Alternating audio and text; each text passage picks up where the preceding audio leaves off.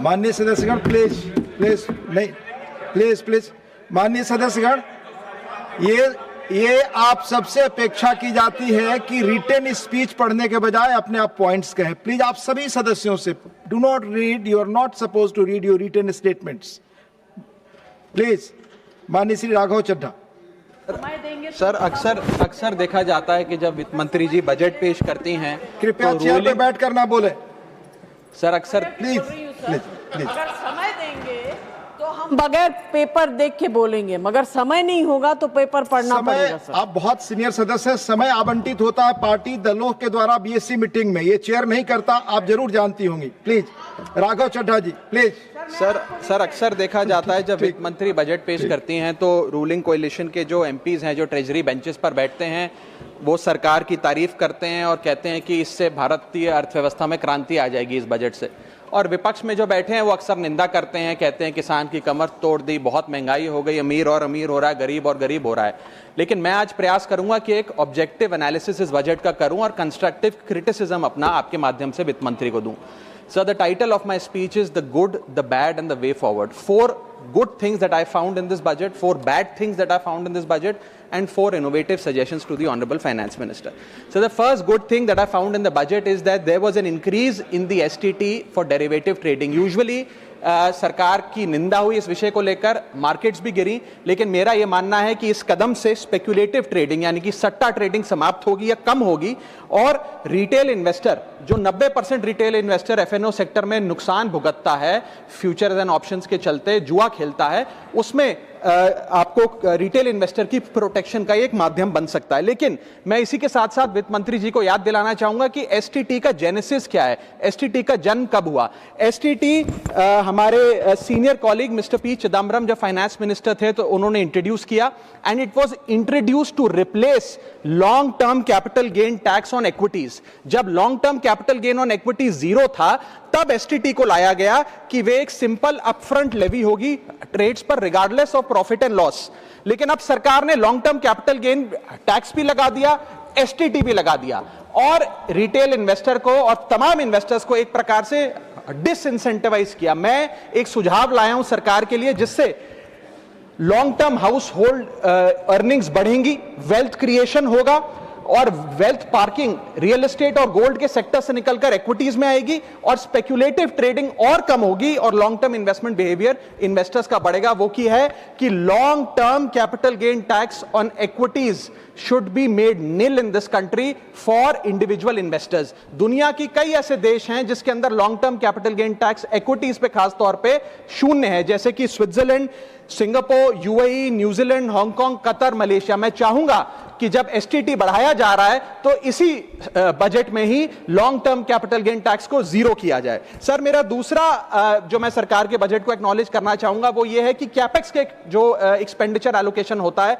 उसमें एक बढ़ोतरी देखी गई। जहां वित्तीय वर्ष 18-19 में मात्र 3 लाख करोड़ कैपेक्स था, वो इस वित्तीय वर्ष में 12 लाख करोड़ तक पहुंचा है, which is 4.4% of the GDP, which is a good step. It will have a multiplier effect and it will prioritize asset creation. लेकिन इसके साथ साथ सरकार को 5 साल में क्या कैपेक्स वो कौन कौन से क्षेत्रों में खर्चा करने जा रही है उसका एक ब्यौरा देना चाहिए ताकि प्राइवेट सेक्टर भी इस कैपेक्स के खर्चे को मैच कर सके।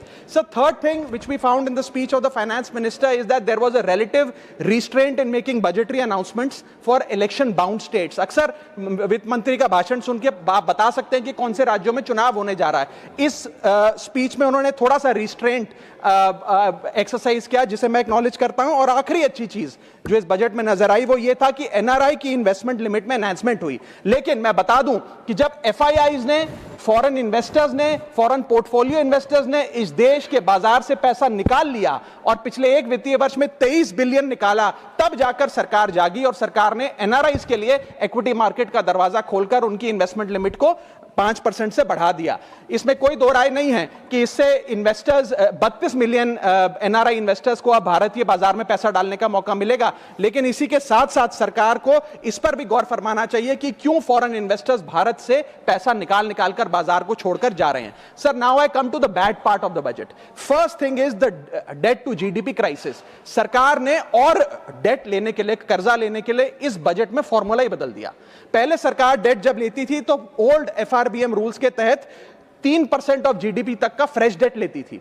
इस बजट में सरकार ने उस फॉर्मूले को बदलकर कहा कि टोटल सरकार का डेट जीडीपी का 50% होगा और उस सीमा में हम डेट लेंगे, यानी कि they want to play on the denominator effect. For example, एक साल बजट अगर हमारा जीडीपी 12% से ग्रो करता है तो उस साल सरकार खूब सारा डेट लेके सरकार पे कर्जा लाद सकती है, जो कि फिस्कल डेफिसिट 4.5, 6.5, 5% तक भी पहुंच सकता है। सर, इसी के साथ साथ मैं बताना चाहूंगा कि आज सरकार कहती है कि हमारा डेट टू जीडीपी रेशियो 56% है, लेकिन ये गलत है, क्योंकि बहुत सारे ऑफ बैलेंस शीट आइटम्स हैं जिसे सरकार डेट में दिखाती ही नहीं है, जैसे कि FCI bonds, OMC bonds, fertiliser, NHAI, NFSS, यानी कि तमाम तरीके के ऐसे कर्जे हैं सरकार के ऊपर जो सरकार अपनी बैलेंस शीट में नहीं दिखाती है। सर, मैं सरकार को आपके माध्यम से यह रिक्वेस्ट करना चाहूंगा कि देश का कर्जा और कैसे ना बढ़े इस पर काम करें, ना कि और कर्जा लेने के लिए हम जीडीपी और डेट टू जीडीपी के फॉर्मूले के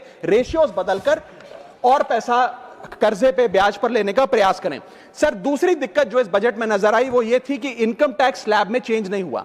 सर, हर साल देश का आम आदमी जब वित्त मंत्री जी की बजट की स्पीच सुनता है तो वो इसलिए नहीं सुनता कि पीएलआई की क्या इन्वेस्टमेंट होगी, कौन सा कॉरिडोर बन रहा है। देश का आम आदमी, सैलरीड क्लास, इसलिए बजट की स्पीच सुनता है कि उसके अंदर स्लैब में कोई रिवीजन होगा, क्या हमारी स्टैंडर्ड डिडक्शन की जो हमें डिडक्शन मिलती है वो बढ़ेगी। लेकिन इस बार बजट में देश का आम आदमी और खास तौर पर देश का मिडिल क्लास डिसअपॉइंट हुआ। पहले ही there has been a stagnation in the salaries, inflation 6.8% पे खड़ा है, लेकिन उसके बावजूद हमने इस बार कोई स्लैब में या स्टैंडर्ड डिडक्शन में चेंज नहीं देखा। मैं आपके माध्यम से वित्त मंत्री जी को रिक्वेस्ट करना चाहूंगा कि आप इसी बजट में अनाउंसमेंट करें कि स्टैंडर्ड डिडक्शन जो 75,000 रुपए है उसे बढ़ाकर सैलरीड क्लास के लिए 1.5 लाख रुपए किया जाए। Sir, third problem that was there with the budget is that there was no relief for the middle class. Sir, after a very long time in India's history, the personal income tax collection was more than the corporate income tax collection, यानी कि individuals ने जो income tax भरा वो लगभग 11 लाख करोड़ के आसपास भरा, और कंपनियों ने, कॉर्पोरेट ने जो इनकम टैक्स भरा वो लगभग 9.8 लाख करोड़, यानी कि मैक्सिमम टैक्स आपको इंडिविजुअल्स के इनकम टैक्स से मिल रहा है। आप मिडिल क्लास वो टैक्स भर रहा है। आज वो दौर आ गया है कि हम मिडिल क्लास को अपलिफ्ट करें, मिडिल क्लास को पैम्पर करें, नहीं तो मिडिल क्लास एक सैंडविच की तरह रिच क्लास और पुअर क्लास में दबता चला जा रहा है। सर, राइजिंग कॉस्ट प्रेशर्स के चलते पिछले वित्तीय वर्ष में मिडिल क्लास ने देखा कि उसके एजुकेशन के खर्चे में 8% की बढ़ोतरी हुई, हेल्थ केयर 9% से महंगा हुआ, रेंट 7% से, फूड 6% से, ट्रांसपोर्ट 5% से। मेरा रिक्वेस्ट यह है माननीय फाइनेंस मिनिस्टर से कि वो इनकम टैक्स में रियायत देकर या तो मिडिल क्लास को कोई रिलीफ दें, और अगर इनकम टैक्स में रियायत नहीं दे सकती हैं तो उसकी सेविंग्स और इन्वेस्टमेंट्स पे उसको बेनिफिट दें, उसे इंसेंटिव्स दें कि वो ज्यादा बचत करे, ज्यादा वेल्थ क्रिएशन कर पाए। Sir, fourth problem in this budget that I found was the budgetary allocation to health, which is low and which certainly needs a relook. Sir, आज हमने अपने टोटल गवर्नमेंट एक्सपेंडिचर का 2% हेल्थ को allocate किया है, लगभग 1 लाख करोड़ के आसपास। नेशनल हेल्थ पॉलिसी 2017 बताती है सर, और सरकार का ये अपना ऑब्जेक्टिव रहा है, गोल रहा है, that spending on public health should be 2.5% of GDP। आज हम 2026 में खड़े हैं, हमारी पब्लिक हेल्थ पे स्पेंडिंग मात्र 0.5% ऑफ जीडीपी। हम अपने लक्ष्य से कोसों मील दूर हैं। जहां यूएस में 18% ऑफ जीडीपी हेल्थ केयर पे खर्च होता है, यूके में 12%, जर्मनी में 13%, स्वीडन में, नेदरलैंड में, डेनमार्क में, जापान में, स्पेन में 10% ऑफ जीडीपी खर्च होता है, क्योंकि वो देश जानते हैं कि जान है तो जहान है। लेकिन हमारे देश में मात्र 0.5% ऑफ जीडीपी हम अपने हेल्थ पे खर्च करते हैं, और इसके चलते आलम यह है कि सरकारी अस्पताल में अगर आप चले जाइए, which is called the backbone of India's healthcare, वहां पर आपको पुरानी जर्जर बिल्डिंग मिलेंगी, मैसिवली अंडरस्टाफ्ड हॉस्पिटल मिलेगा, ओवरवर्क डॉक्टर मिलेंगे, पॉपुलेशन के हिसाब से बेड नहीं मिलेगा, जांच के लिए मशीनें नहीं हैं, दवाइयों की कमी है, और अगर इलाज की, ऑपरेशन की डेट मिल भी जाए तो वो डेट इतनी दूर होती है तब तक मरीज चल बसता है। Sir, the reality is that Covid made us realise, and it was a wake up call for India's public health infrastructure, and I want to ask the house today, are we prepared,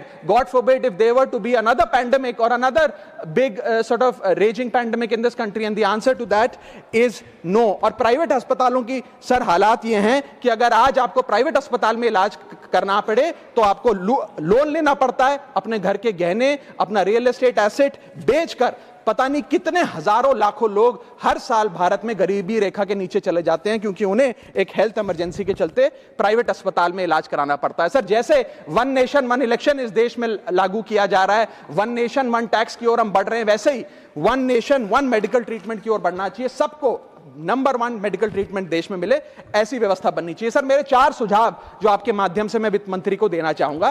पहला सुझाव है, put all land and property records of India on blockchain.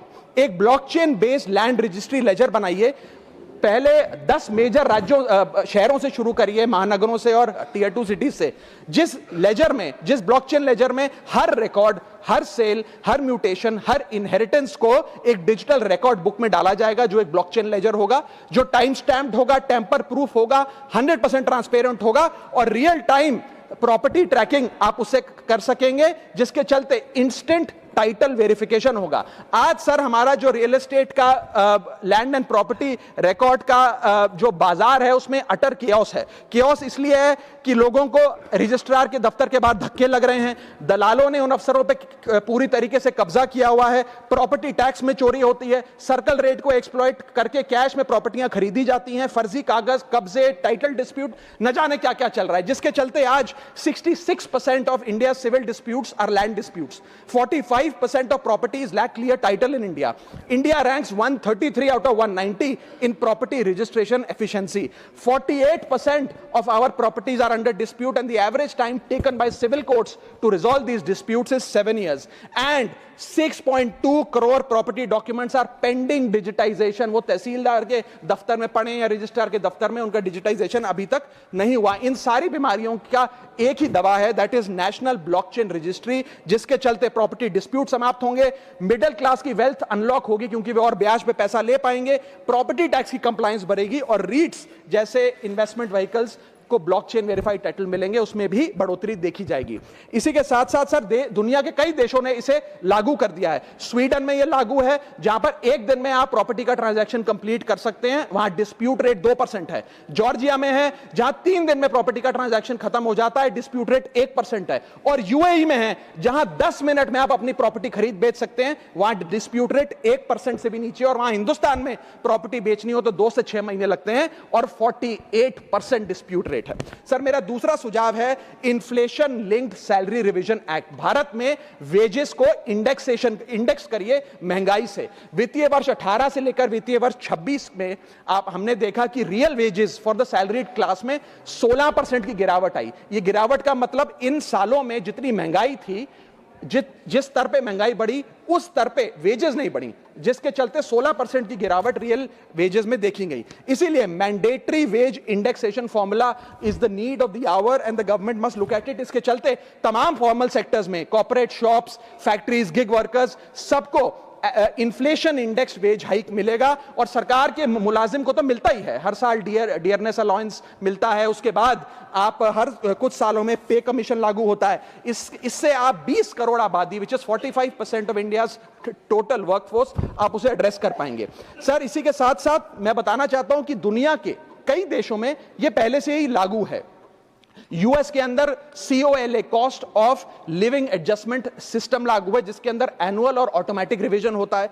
Germany के अंदर हर 18 से 24 महीने के अंदर महंगाई के अनुसार सैलरी बढ़ा दी जाती है। जापान के अंदर शिंटो मेथड यूज होता है, जिसमें annual inflation index wage hike दी जाती है। और बेल्जियम में ऑटोमेटिक इंडेक्सेशन लॉ है, जिसमें क्वार्टरली बेसिस पर एम्प्लॉइज की सैलरी बढ़ाई जाती है। Sir, India is one of the only countries in major economies where 85% of our formal workforce has zero statutory inflation protection. We are at the mercy of the employer discretion and our own negotiation power to raise our salaries. इसके साथ साथ मुझे लगता है कि एक minimum increase based on inflation होना चाहिए। मेरा थर्ड सुझाव माननीय वित्त मंत्री जी को रहेगा कि स्टेट कैपिटल एक्सपेंडिचर की matching grant, matching funding centre दे, यानी कि हर 1 रुपया जो राज्य की सरकार कैपेक्स पे, कैपिटल एक्सपेंडिचर पे, एसेट क्रिएशन पे खर्च करती है, उसकी मैचिंग ग्रांट 1 रुपया केंद्र द्वारा राज्यों को दिया जाना चाहिए, not as loan but as a grant. आज स्टेट कैपेक्स में दो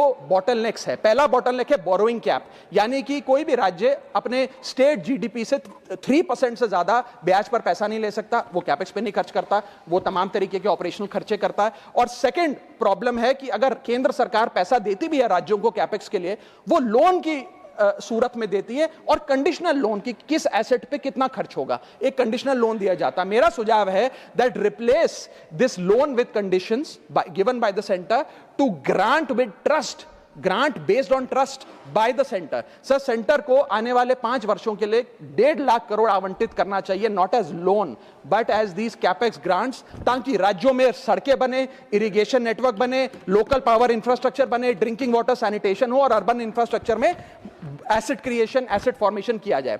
as not as loan, not on interest, not with principal and with no conditionality. अगर ऐसा होता है तो सबसे पहले तो स्टेट की बैलेंस शीट में this grant will not sit as debt, state की बैलेंस शीट सुंदर होगी, बेहतर होगी। दूसरा, खुलकर राज्य कैपेक्स पर खर्च कर पाएंगे। Third, it will be a high growth and a high job creator, एक ग्रोथ मल्टीप्लायर और जॉब क्रिएटर के तौर पे इसका इस्तेमाल होगा, क्योंकि हर 1 रुपया जो आप कैपेक्स पे खर्च करते हैं उससे भारत का जीडीपी 2 से 3 रुपए बढ़ता है in a span of 3 to 5 years। Cooperative federalism मजबूत होगा, और साथ ही साथ states will become builders and not borrowers in the eyes of the centre. Sir, मेरा चौथा सुझाव जो माननीय वित्त मंत्री जी के लिए है वो ये है कि legalise virtual digital assets as an asset class. India में अभी सर वैसे ही डी फैक्टो लीगलाइज टैक्सेशन है वर्चुअल डिजिटल एसेट्स, यानी कि crypto currency, stable coin etcetera, क्योंकि अगर उनकी खरीद बेच पर कोई मुनाफा होता है तो 30% फ्लैट इनकम टैक्स लगता है, और 1% ट्रांजैक्शन टैक्स जो अपनी वस्तु बेच रहा है उसे सरकार को जमा कराना पड़ता है। But they are somehow not recognised as an asset class. VDS जो वर्चुअल डिजिटल एसेट्स है, एक एसेट क्लास का दर्जा नहीं दिया गया, जिसके चलते कोई डेडिकेटेड लाइसेंसिंग लॉ नहीं है, कोई क्लियर कंज्यूमर या इन्वेस्टर प्रोटेक्शन कानून नहीं है, AML कानून यानी कि एंटी मनी लॉन्ड्रिंग गाइडलाइंस और डायरेक्शंस इस एसेट क्लास के लिए नहीं है, and there is of course no explicit legal classification. As a result what has happened is that 4.8 lakh crore trade in this virtual digital assets has moved offshore. Bharat के बाहर निकलकर वो अन्य देशों में, दुबई, सिंगापुर, मलेशिया और अन्य देशों में इसका ट्रेड हो रहा है, जो भारतीय कर रहे हैं। Second thing that has happened is that 73% of India's crypto trading volume in financial year 25 has moved to offshore exchanges. What has further happened is that 180 virtual digital asset startups have moved to countries like Dubai and Singapore, and as a result जो देश, भारत देश के 12 करोड़ ऐसे लोग हैं जो इन virtual digital assets में, crypto में, RWA यानी कि रियल वर्ल्ड एसेट में, स्टेबल कॉइन में इन्वेस्ट करना चाहते हैं, वो ऑफशोर जाकर इन्वेस्ट कर रहे हैं। जरूरत है कि हम कंप्लायंस हिंदुस्तान में लागू करें, उसे हेविली रेगुलेट करें, लेकिन उसे ऑनशोर लाएं। इसके चलते अगर ऐसा होता है तो सरकार के खजाने में 15 से 20 हजार करोड़ रुपए का इजाफा होगा, उन्हें उतना टैक्स मिलेगा। और इसी के साथ साथ मैं सरकार को कहना चाहता हूं that we currently tax these virtual digital assets as if they are legal, but we regulate them as if they are illegal. मेरा सुझाव है कि इसे heavily regulate करिए, रिंग फेंस करिए इस इकोसिस्टम को, AML गाइडलाइंस यानी कि एंटी मनी लॉन्ड्रिंग कानून और मजबूत करिए, लेकिन prohibition is not protection, regulation is protection. Thank you so much, sir. Thank you, धन्यवाद माननीय राघव चड्ढा जी।